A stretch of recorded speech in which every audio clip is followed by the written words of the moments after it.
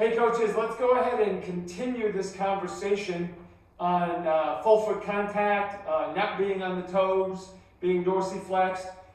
Please keep in mind when I'm posting something like this, it's just a little snippet of what is potentially going to happen when an athlete puts their foot on the ground. Their personal end range, their ability to load in a particular position. There's many factors that go into it. But basically, what I've been trying to get across is we don't want to be in a high heel position, which puts me basically on my toes. I'm even on the front part of the ball of my foot. I don't want to be on that front part, just on the toe pads, right?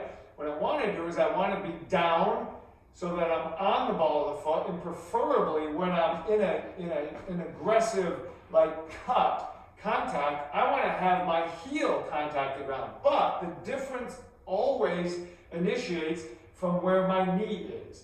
So now with my knee forward and my heel down, you can tell I'm dorsiflexed. I'm extremely dorsiflexed. But the minute the knee comes back, I'm no longer in major dorsiflexion.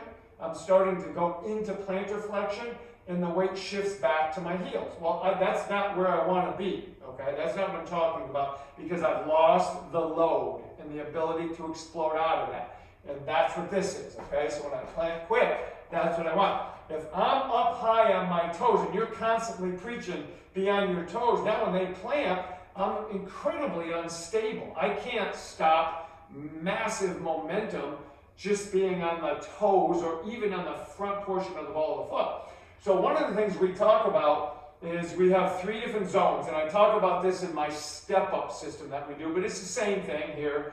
So if my feet are under my hips and my feet are next to each other, we'll call that a zone 2. Zone 1 is my foot, my toe of the back foot is behind the heel.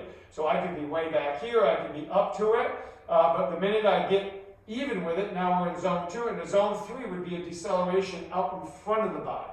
Okay, so now if we start talking about if I go from this athletic stance, and let's say I do a repositioning step, like a plyo step, and I do this. When I plant back deep in a zone 1, chances are my heel will not touch unless I do a T-step.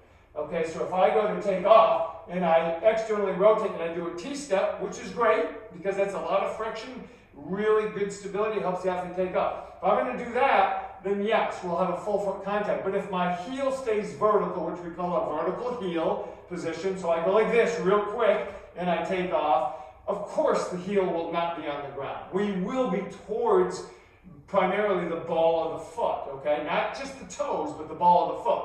Now, when I'm in this position here, what dictates it is where my knee is. If my knee slides back, yes, my heel will come down, but so don't the hips go back. Now I'm in a really poor position to accelerate forward, right? So when we reposition, it's that angle right there that pushes me, okay? Now, let's say I'm decelerating, and now I go to zone 3.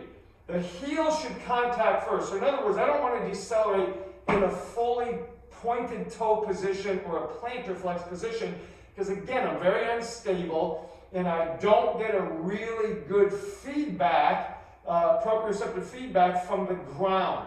And I get that when my heel touches the ground first, then I may roll into plantar flexion and then eventually dorsiflexion. So as I go in, I'll plant like this, so it'll hit heel and then we roll. That's ground contact or ground entry from the heel.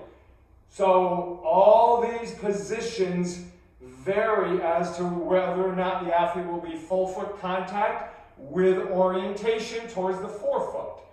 Okay, again, the minute the knee changes, the shin changes, now the transfer of weight changes, okay?